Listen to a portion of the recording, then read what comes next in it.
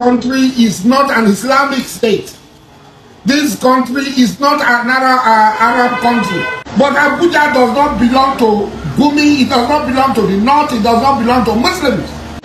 Abuja was built with Igbo people's money, with Igbo people's money. The president must know that the party is following in making appointment, as if appointment is on Lagos, as if Nigeria is on Lagos, is dangerous. Bó ti ṣe sọ nìyẹn o níbi tó ti là á nílẹ̀ dáadáa wípé orílẹ̀-èdè yìí kì í ṣe ti mùsùlùmí nìkan o bẹ́ẹ̀ ló tún fi kún pé ipò tí Bọ́lá Tinubu pín fáwọn Yorùbá nìkan yìí wàhálà ni o ó sì kù díẹ̀ káàtó bó jẹ́ pé lára àwọn alátìlẹyìn ìjọba Bọ́lá Tinubu ni Asari Dokubo sọ pé òun ṣe síbẹ̀ inú ń bí gidigidi o inú ń bí gidigidi sí bí ààrẹ Bọ́lá Tinubu ṣe ń yan àwọn ọmọ Yorùbá nìkan sípò lórílẹ̀-èdè yìí ohun tí ọkùnrin mujahidi sọ ni pé Nàìjíríà kì í ṣe ti Bọ́lá Tinubu nìkan o bẹ́ẹ̀ kì í ṣe ti Ahmed Gummi tàbí ti ohun Asari Dokubo nìkan ṣùgbọ́n ti gbogbo wa ni o bákan náà ló tẹnumọ́ dáadáa wípé ó léwu yéye o àpínkárí ní ipò àkóso gbọ́dọ̀ jẹ́ kò gbọ́dọ̀ jẹ́ ti ẹ̀yà kan tàbí tẹlẹ́yàmẹ̀yà kì í ṣe yẹn nìkan ọkùnrin kò ṣàìbò ẹnu àtẹ́lu wàhálà tí Ahmed Gummi fẹ́fẹ́ nu ẹ̀dá kalẹ̀ lórí ọ̀rọ̀ mọ́ṣáláṣí lórí ọ̀rọ̀ ìsọmọ Wike ti ìlú Abuja bẹ́ẹ̀ gẹ́ ni ìyá Cassette náà tún ti bóde o kí ni ìyá yìí sọ lórí ọ̀rọ̀ Gummi bákan náà ló tún kọlu àwọn talẹ̀talẹ̀ ìkìlọ̀ rẹ̀ o fáwọn tó ń gbé nílùú òyìnbó tí wọ́n ralẹ̀ lórí afẹ́fẹ́ tí wọ́n ralẹ̀ lórí nẹ́ẹ̀tì ìyá yìí ti ní ká ṣọ́ra o báwo ló ṣe wí gan ẹnu mi àgò kí ló sì mú Asari Dokubo yà kúrò nínú ọ̀rọ̀ Biafra tó fi sọ pé ọmọ Nàìjíríà gan ni òun ń ṣe. But it is Arabs, it is Palestinians that are bearing the consequences and the brunt of the Holocaust. Have you seen that before? So we know it is very clear that the Holocaust was false. It was a fraud, it was a farce, it was a scam. It was done just to take over Palestinian land. And definitely one day it will fail. So, Wike is a Christian. Christians, the majority of the people supporting Israel are Christians, Zionist Christians, they call themselves.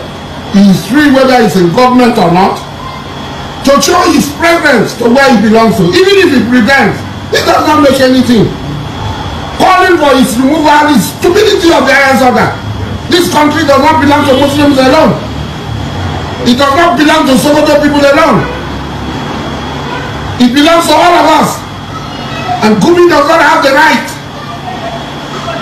Because somebody met with Israeli ambassador, so he should be removed. If we allow these psychopaths, these mad sick people who think they are entitled, who think they are better than all others, they are stronger than all others, all of us will be moving, walking into our grave, our dishonorable grave, walking under their feet of our dishonorable grave. Muslim was voted by Nigerian people because they know who Bola Tinubu is. No, I did not vote Bola Tinubu because he's a Muslim, because I know him. I know what he's capable of. And that's why I supported him, that's why I support him. Even though today I might have some things, the appointment that is going on is one-sided. We must speak out. This is not Lagos. The president must know that the party is following in making appointment, as if appointment is on Lagos, as if Nigeria is on Lagos, is dangerous. Ẹ káàárọ̀. Ọ̀rọ̀ Gummi mo fẹ́ sọ láàárọ̀. Gummi tí ń fapá jánu, tí nìkan yọ Wike. Kí ni wọ́n fẹ́ yọ Wike sí? Nítorí kíni? Lóòótọ́ ńgbà tí Wike fi ń sọ̀rọ̀, tí ọ̀rọ̀ ọjà fi ṣẹlẹ̀ nílùú rẹ̀, tó nílùú òun kì í ṣèlú mùsùlùmí, ìlú kírísítẹ̀nì, lóòótọ́ ni ó sọ. Ọdún náà ni mo ya fọ́tò pẹ̀lú tẹ̀sùbá tó pọ̀ lọ́wọ́ mi. Dọ́là fóònù nọ́mbà Asari Dokubo wà lọ́wọ́ mi. Ni mo bá fi hàn án.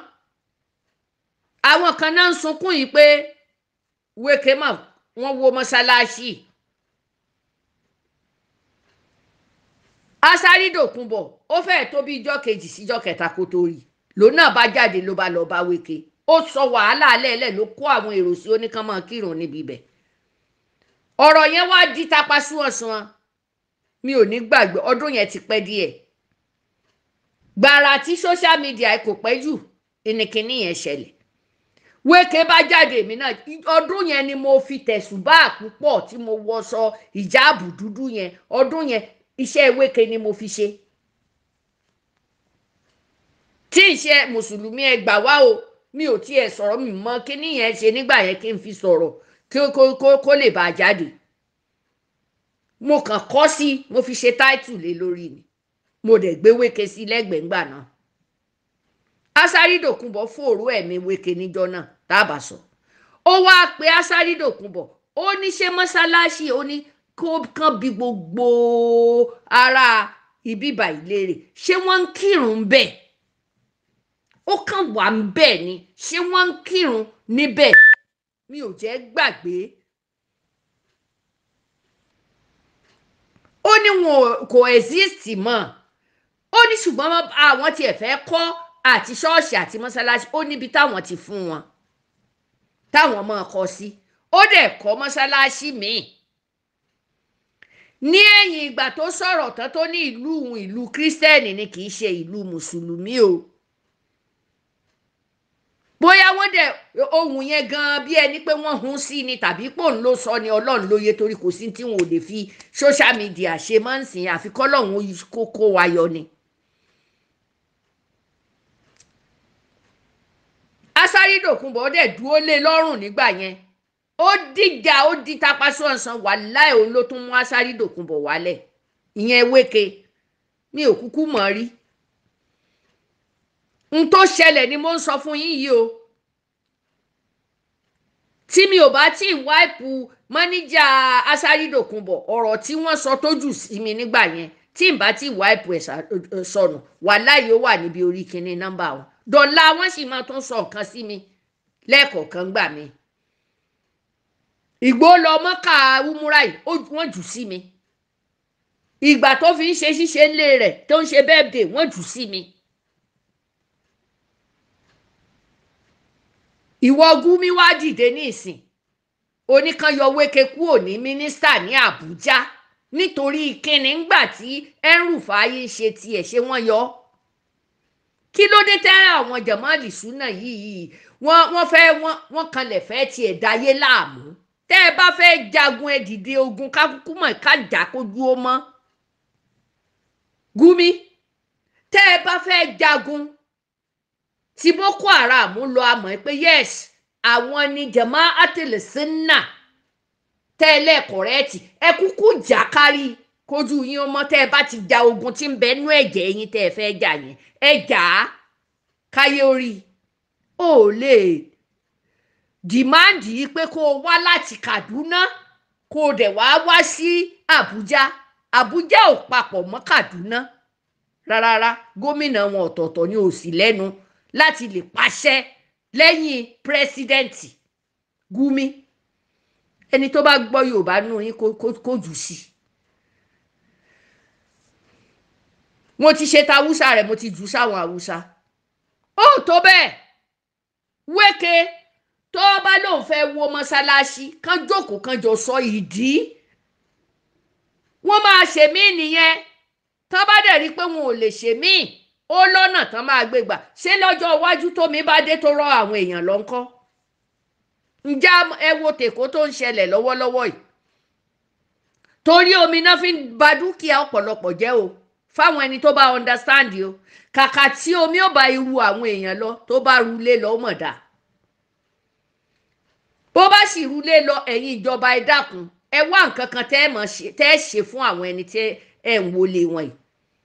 ta la rí bá wí tí ìbá ṣe pé láwọn náà mo fẹ́ kọ́lé sàjà mo fẹ́ kọ́lé sí màdánà mo fẹ́ kọ́lé sí iṣu àti ànàmọ́ gbogbo ẹ̀ ibẹ̀ lẹ fẹ́ kọ́lé sí.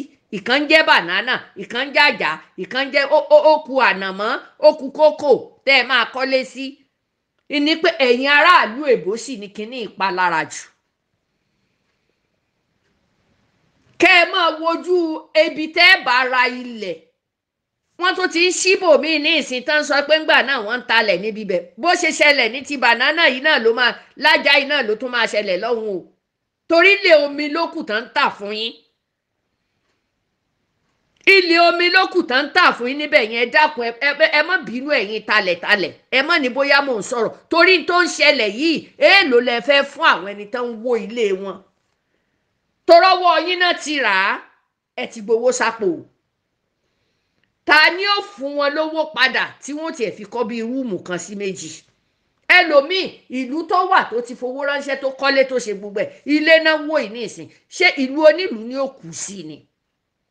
Ẹ̀yin náà ilẹ̀ bàbá yín wà ń bẹ̀, Abẹ́òkúta lábúlé ẹ̀ kọ́lé, kẹ́ ẹ gbé àwọn talẹ̀talẹ̀ lọ sírú ibẹ̀ yẹn kán lọ dìvẹ́lọ́pù Abẹ́òkúta nínú oko lábúlé. Ẹ ṣe yẹn, Ìjẹ̀bú nìyẹn, ẹ wò hòtẹ́ẹ̀lì gidigba tá kọ́ síbẹ̀, ẹ lọ dìvẹ́lọ́pù bẹ̀ yẹn. Èkó yìí náà ni, ẹ worú àṣàrà, ẹ worú wàhálà ilé ayé. Ṣáàṣọ ìpàjẹ́ ní í ṣèyàn lélẹ́yìí ni àbáyé ní í ṣèyàn. Ẹ worú àdánù tó ń bàjẹ́ nínú Èkó. Ìlú Ọ̀yàn nìyẹn, kẹ́ ẹ lọ dìvẹ́lọ́pù ẹ̀. Ẹ̀yin ọmọ Ọ̀ṣun state, ẹ lọ sí Ọ̀yàn, ilẹ̀ pọ̀ ń bẹ̀ gidi gan tó jẹ́ pé onírìírí ni. Àfẹ́kọ́ Èkó iná ó ní owó ti lọ o, owó ti wọgbó. Ẹ gbé àwọn ẹni tó ń bá yín talẹ̀, ẹ̀yin tẹ́ ń talẹ̀ náà, ẹ lọ sí ìgbèríko nínú abúlé, ẹ lọ dìvẹ́lọ́pù bẹ̀, kì í ṣe Èkó nìkan. Gbájúẹ̀ lẹ́ ń ṣe fún wọn lÉkòó o. Gbájúẹ̀ lẹ́ ń fi ilẹ̀ títà yẹn lẹ́ fi ń ṣe o. Òdodo ní Amọ̀sọ̀hún olóṣẹlẹ̀ bẹ́ẹ̀ náà ní l'Abuja. Òní nísìn wọ́n fẹ́ wó mọ́sálásí ṣe bí ìjọba lónìí. Ṣé rí pé wọ́n ti gbára wọn lójú? Ká mọ̀ wá ní àwọn town plan tó jẹ́ pé wọ́n ò ṣe nǹkan tó dáa tí nǹkan kan ò ní tampa rẹ̀ àti ìláwọn specialist yẹn rí láyéláyé. Ó mọ̀ ga o, ó mọ̀ ga o, tí àwọn èèyàn mọ̀ wá ṣòfò dúkìá tó yìí, kílẹ̀ mú lÉkòó. Ilé wọn, nǹkan jíjẹ wọn. Èkó ní pé bí bówó bá lọ òkè, irú náà ó lọ òkè. Èmi ò mọ tó kan onírú pẹ̀lú dọ́là, mi ò mọ tó kan lọ́sàn pẹ̀lú dọ́là, ìmẹ́ni tó nǹkan tó kan ẹlẹ́yin pẹ̀lú dọ́là tá a nira wa lára lÉkòó yẹn. Mo sorry to say it o, ẹ dákun torí Ọlọ́run o, ẹ má ṣì mí gbọ́. Àwọn èèyàn ti ṣòfò, wọ́n ti ṣe òfò owó dúkìá nínú ìgboro Èkó yẹn. Mo máa ń tí ń bá rí bá ṣe ń wó ilé, ẹ wá dúró ilé tán fẹ́ wó nítorí Ọlọ́run. Tó jẹ́ pé ẹni tó kọ́rú ilé yẹn ti fẹ́ ẹni tó fi tó rọra kọ́rú máa ń palọ̀ méjì tí ń fi ń ṣe yẹ̀yẹ́ pé ó tí ì rí mention mi ni, ó tí ì ṣègbà ni mention náwó lulẹ̀ yìí o. Onílé 10, onílé 6, mansion yẹn náwó lulẹ̀ yìí o. Wọn ò lè yọ Wike, Sam Gummi, wọn ò lè yọ Wike torí bàbá Tinubu ló sì ń ṣèjọba ẹ̀ lọ́wọ́. Ẹni tó sì gbé mínísítà fún òun ló ń ṣiṣẹ́ rẹ̀.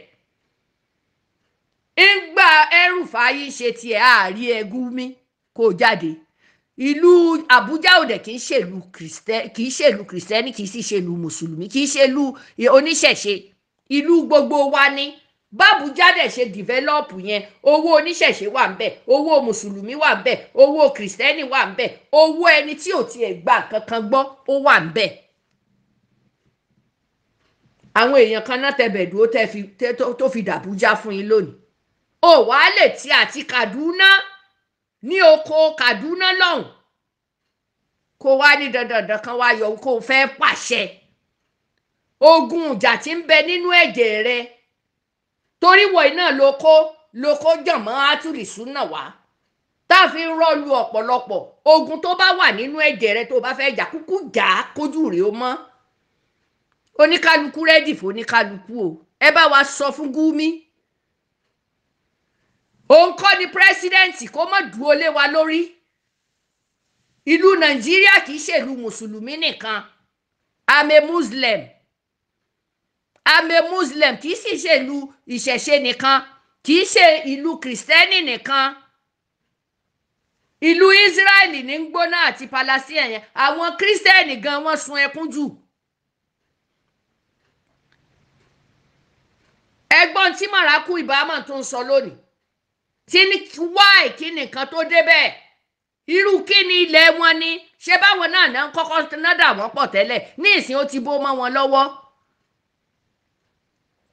béèyàn bá tẹ̀lé tí Gummi bá sọ ẹ̀yin mùsùlùmí tẹ́ ẹ bá tẹ̀lé ẹ wò ó ẹ jẹ́ sanná bá yà toró mọ ibi tí ń ṣá sí old soldier ni o old soldier ni o kò sí tó lè ṣe fún yín rárá kò lè help yín yóò tún bú yín lé lórí ni àwọn iná ni ó kọ̀ndẹ́mù ìsìláàmù kan àwọn iná ni ó sọ pé lágbájá ìkèfèrí ni àwọn iná ni ó sọ pé lágbájá ìkòmọ̀kéwúkà àwọn iná ni ó sọ pé rárá owú jíjà ara wọn ti pọ̀ jù ìwọ iná sì ló tún ń gbowó owó kí lórúkọ owó fáwọn Fúlàní kí ló dé Gummi lọ ṣọ́ra ẹ má pàṣẹ káṣẹ kán jókòó tún bí nùbí kán sọ̀rọ̀ nípa mọ́sálásí tán náà fẹ́ wó bó bá jẹ́ ṣọ́ọ̀ṣì náà ni kán jókòó kán sọ ní tùbí nùbí ẹ má dà wá láàmú ẹ má pa wá ẹ ń yọ mẹ̀kúnnù láàmú ẹ ń dà wá láàmú ẹ̀yin sì ní security mẹ̀kúnnù ò ní security bàbá ní ẹ fi mẹ̀kúnnù lọ́rùn lẹ̀ bẹ́ẹ̀ fún wa lówó tẹ́ ẹ̀ jẹ́ wọn ó ṣe nǹkan kan fún wa ẹ fi wá lọ́rùn lẹ̀lẹ̀ ẹ má fi wá ta tẹ́tẹ́ ẹ má fi wá ṣe pọ́lítíìsì mọ́ ẹ jọ̀ọ́ torí Ọlọ́run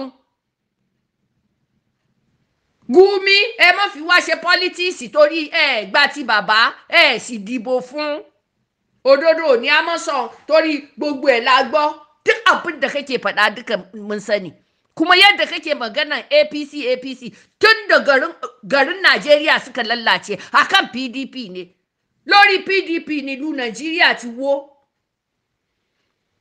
kí APC ó sì tó lè rí tún ṣe wà láìtàláì ọ̀nà èyí tí bàbá Buhari ti rọra gbé kalẹ̀ lẹ́yìn tí wọ́n rọra ń ṣe díẹ̀díẹ̀ kí ẹ̀yìn Ebefele náà tó tún dé tó náà tún ra lù kò sí tó jọ ẹ jẹ́ kí pírẹsidẹ́ǹtì ó ṣe pírẹsidẹ́ǹtì ẹ̀yin kọ́ lẹ máa kọ̀ǹtúrò rẹ̀ torí kíni ẹ rí Buhari kọ̀ǹtúrò ẹ wá kọ̀ǹtúrò Tinubu ẹ tó bẹ́ẹ̀